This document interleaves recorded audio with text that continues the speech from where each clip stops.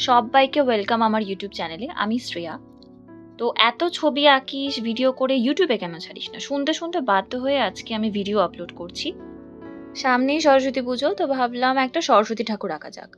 ১ম এই বলি এটা কোনো কমিশন ওয়ার্ক নয়। ক্যানভাসের কথা যদি বলি, এটা 10x16 সাইজে আর দাম পড়েছে এটার ৳২৪৫ মতো।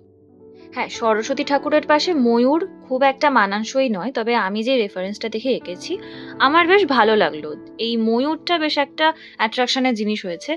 তবে যেহেতু এটা একটা ছোট্ট ভিডিও আমি আপলোড করছি ১ম বারের মতো, অনেক ভুল ত্রুটি হয়েছে আঁকার সময়। আমি এখানে সবটা দেখাতে পারিনি।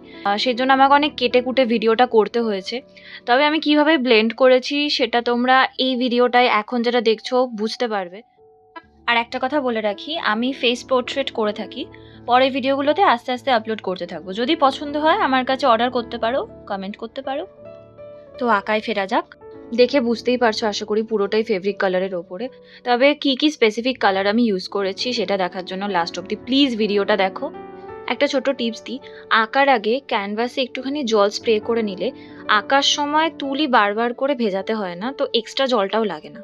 তাতে প্রপার কালার ব্লেন্ডিংটা হয় আর কালারের টেক্সচারটাও ভালো থাকে। তো এবারে দেখিয়ে দিচ্ছি আমি কি কালার আমি ইউজ করেছি, তোমরা দেখে নাও একটু। এখানে একটু বলে রাখি, আমার একটা ছোট্ট আঁকার সেন্টার আছে যার নাম তুলি ছোঁয়া। সেখানে আমি ছোটদের আঁকা শিখিয়ে থাকি। এই ছিল আমার ১ম ইন্ট্রোডাকশন ভিডিও। যদি ভালো লেগে থাকে লাইক, কমেন্ট, শেয়ার অবশ্যই করো আর একটু আমার চ্যানেলটাকে সাবস্ক্রাইব করে দিও। তো ব্যাস সেখানেই এইটুকুই। টাটা, পরের ভিডিওতে দেখা হচ্ছে। বাই।